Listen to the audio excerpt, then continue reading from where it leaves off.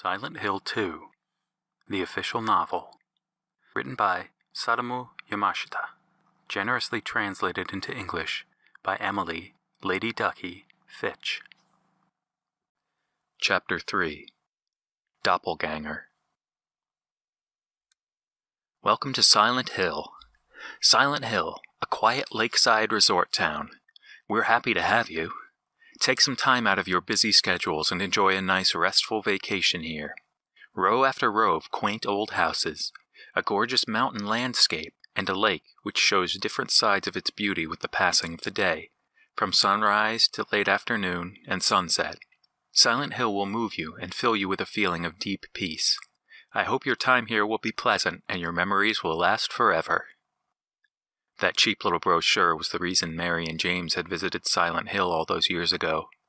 Already that trip felt like nothing more than a legend from ancient times, with Mary as a mystical goddess.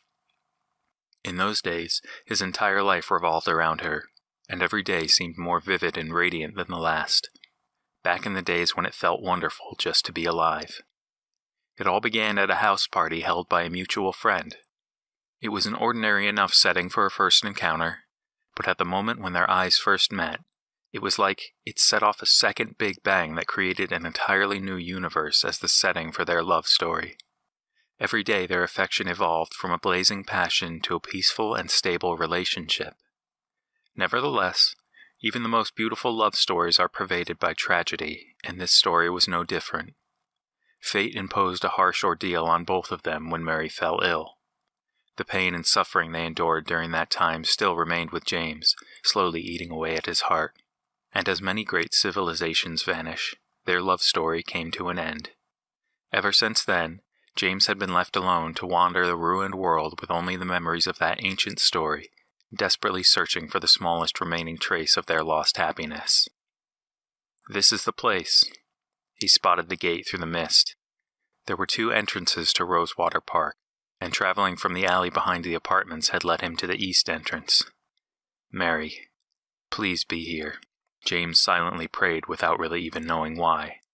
The odds of his impossible wish coming true were worse than winning the lottery, but he still wished with all his heart for a miracle. He walked through the gloomy park, his footsteps echoing hollowly on the stone walkways. Just like the rest of town, this place seemed to be deserted. Suddenly, a shadowy figure drifted into view. For a split second, James's heart soared as he rushed toward the figure, only for it to be revealed to be a statue atop a pedestal. Patrick Chester, son of Edward, he fought and died for the people, for liberty and for all our tomorrows. His memory lives on, read the plaque underneath the statue depicting a grim-faced soldier. The flutter of expectation gave way to misery as his small hope was dashed.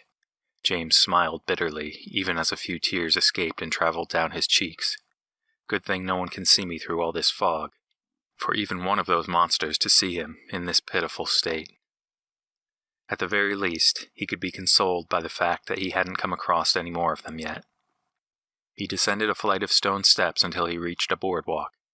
Beyond the boardwalk's gently curved handrail was an eternal expanse of white nothingness. The pervasive fog had even managed to ruin the view of the lake. James searched through his mind until he came upon a precious memory of watching the sparkling water with Mary.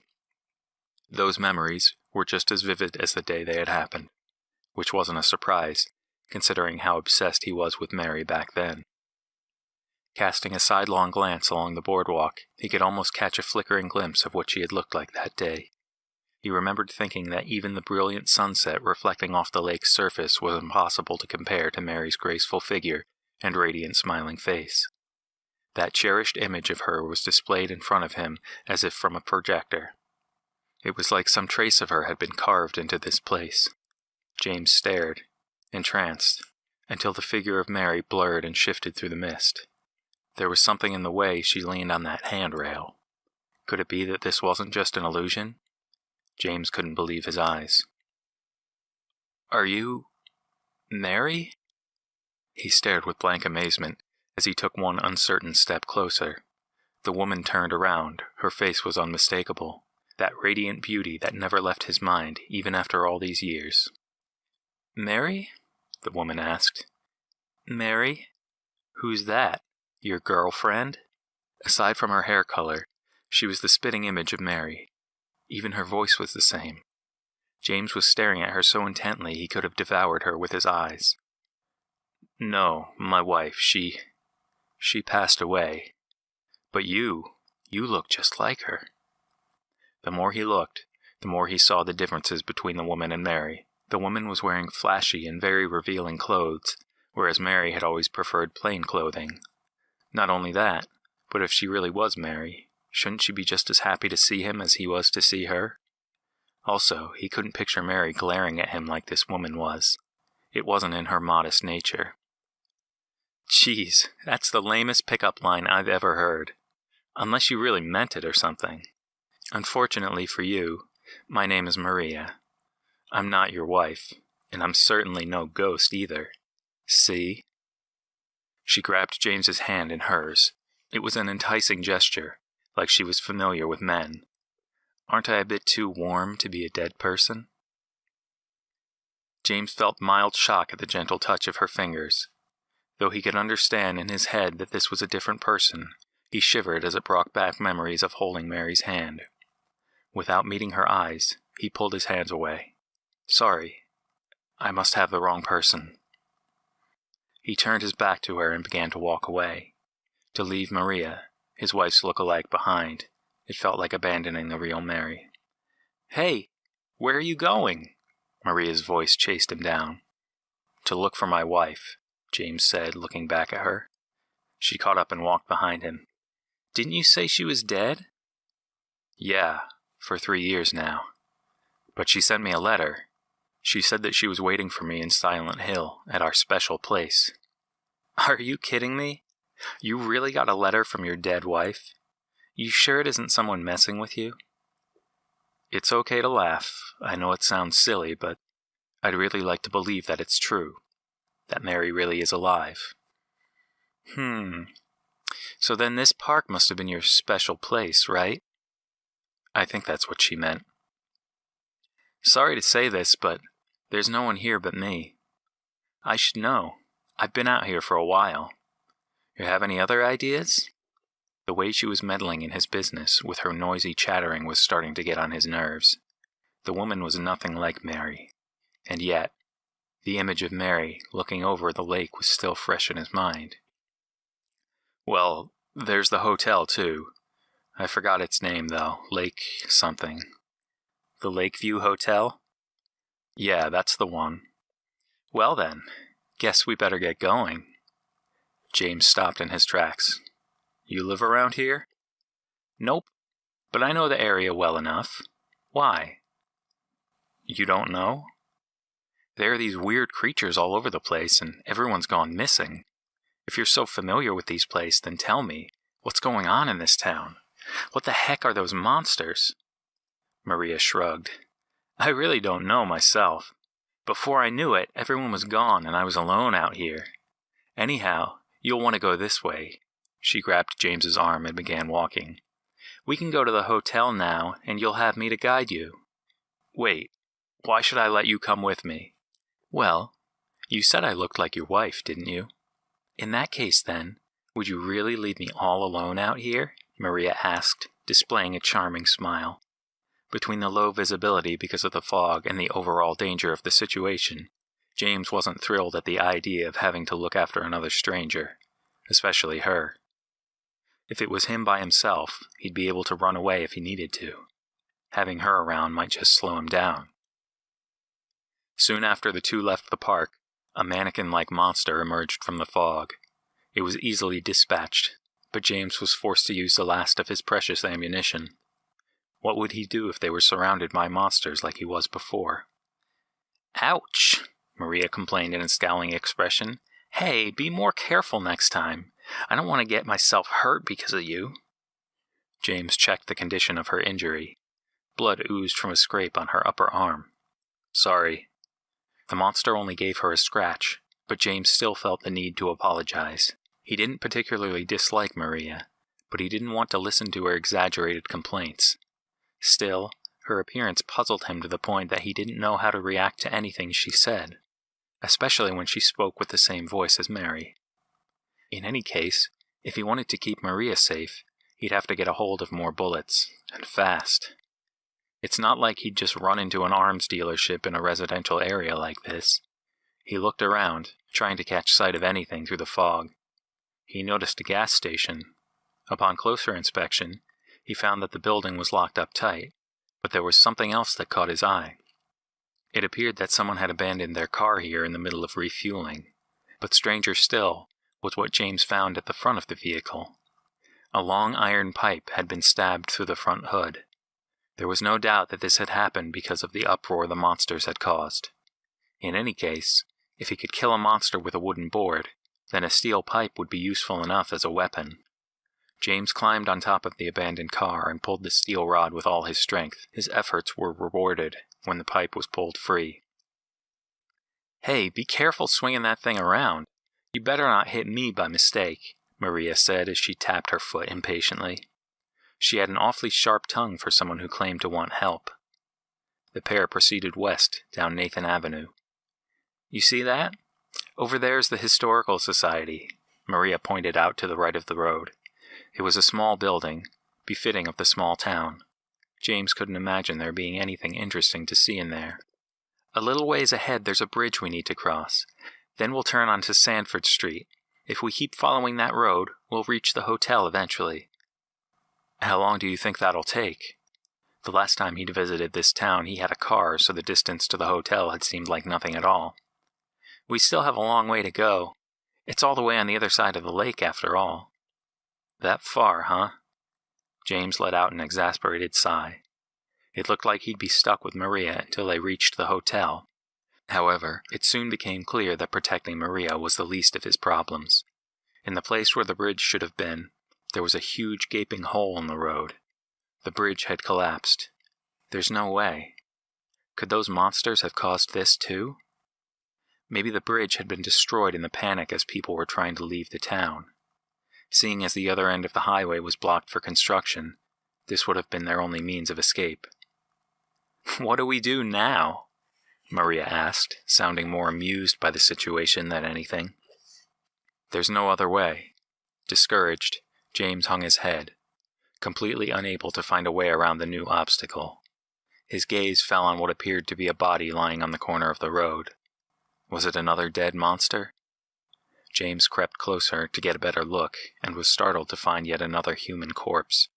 It was clutching something in its pale hands. Choking back his disgust and crouching next to the body, James pried the object from its cold fingers, taking great care not to touch it any more than he had to. It was a map of Silent Hill. Map in hand, James scurried away from the rotting corpse and back to where Maria was waiting. Unfolding the paper, he found that one point was marked with an X in what appeared to be blood. "That's the bowling alley," Maria remarked, peeking at the map over James's shoulder. "It's right across the street from the gas station we stopped at." "Yeah, but why is it marked? What kind of place is it?" "It's just an ordinary bowling alley. It's not a very popular place, so you'll hardly ever see anyone there." "Well, let's head there then." They would have to turn around and walk back towards town anyway, if they wanted to find another way to reach the Lakeview Hotel. So it couldn't hurt to stop in the bowling alley along the way. If that person on the side of the road had risked his life to hold onto his map, maybe it was the key to solving the mystery of the unusual phenomena of this town. Maybe, James secretly thought, finding this map is somehow Mary's way of guiding me. After making their way back into town, the two located Pete's Bowl-o-Rama, the bowling alley underneath the bloody X. As James opened the door to step inside, Maria abruptly said, "I'll just wait out here. You'll be all right by yourself, won't you, James?" "You changed your mind?" "I hate bowling." "Really? Or are you just scared?" "You don't have to worry. If I come across any monsters in there, I'll be sure to take care of them. I guess if it really gets that dangerous inside, I would prefer to be alone." "Fine by me," Maria said as she casually leaned against the wall. James stepped into the pitch-black room, letting the door fall shut behind him. It seemed like only one set of the lights in the entire building was actually working. An amber glow came from further inside. He could make out the voices of two people chattering in the dim light. "You a robber? Did you kill someone?" "Nah, nothing like that. I'm not that awful of a person." "What? But that's so boring. Did you get chased by the police?" "I don't know anything about the cops. I just ran away, 'cause I was scared." "If someone's mad at you, then why don't you just say you're sorry? That always makes things better." "That's no good. No one would ever forgive someone like me." Not only did James recognize both voices, but he easily recognized the face of the young speaker. It was the girl from earlier. James quickly ran over to where they were sitting, but the girl, probably frightened by the sound of the footsteps, ran away and hid in some dark corner of the room. Turning on his flashlight, he scanned up and down the lanes, trying in vain to find her hiding spot. "Eddie!" James called to the other person. Sitting at a table illuminated by a small camping lantern was Eddie's portly figure. He was munching on a piece of pizza taken from the box that sat on the table. And you are?" he asked through a mouthful of food, regarding James questioningly. "I'm James, remember? We met back at the apartments." "Oh yeah, you're the guy from before." "That girl that just ran away. Who is she?" "You from the hospital? Trying to catch Laura?" "Not exactly. I just need to ask... Laura, was it? I need to ask Laura something." The light pitter-patter of footsteps echoed through the space. "Bye-bye," came Laura's mocking voice. James hurriedly searched with the flashlight beam, but was still unable to find the girl. "She must have ran outside. Come on, Eddie, we have to find her." Maybe later." "You're not going to go after her? Aren't you her guardian? There's all kinds of monsters running around out here, and you'd just rather sit here eating pizza than go make sure she's safe." "Her guardian? Me and Laura just met by accident on our way to Silent Hill. It's not like I brought her here or anything." "Even then, it's still your responsibility to look after her." "Laura will be fine by herself. If I went with her, she'd probably just complain about how I'm getting in her way somehow." "Just forget it." Infuriated by Eddie's careless attitude and tired at the pointless argument, James turned and headed back towards the entrance. Eddie didn't seem to find a problem with this, as he simply returned to his leisurely meal. "Go ahead and eat your stupid pizza to your heart's content. I hope you get eaten by a monster next, you fat idiot." Maria was still waiting outside. "Maria, did a little girl run through here?" "Yeah, she went that way. I tried to chase her, but she got away." Maria pointed to an alley that extended south from Nathan Avenue and continued past the bowling alley. However, as they followed the alley, the two of them came to a dead end. Again, the path was blocked by a brick wall, and Laura was nowhere in sight. "She probably got through here and ran to Carroll Street." There was a small cramped gap between two of the buildings, hardly big enough for a child to squeeze through, let alone an adult. "Is there another way around?" "Yup. Right that way." Maria motioned to the door directly behind her. It was the back door to one of the buildings, and it looked pretty promising, however. "It's no good. We're locked out." "Is that so?" Maria dug in her skirt pocket and produced a key that fit perfectly in the door's keyhole. What a jerk, James thought. Even if Laura would be fine, the idea of Eddie sitting in that empty bowling alley, carelessly and greedily stuffing his face with pizza, still irritated James. He just couldn't understand how someone could act like that. How could he just ignore the fact that a helpless child was wandering the monster-infested streets of this deserted little town all alone? Even stranger was how Laura seemed ignorant of the danger, like she couldn't see the monsters. How can she act like there's nothing to be afraid of? I don't even think I could do that if I tried. Truthfully, he sort of envied Laura in this regard. Envy like an ugly, monstrous dog with a disease-ridden and painful bite.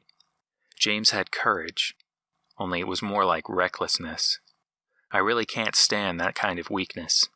I don't want to go outside. I just want to stay shut up indoors. Being alone really is the best thing. I don't want anyone else to get hurt because of me. Here we are, Heaven's Night. I used to work here a while back. Maria said. From the back door, they had climbed a set of stairs until they arrived at the inside of a bar.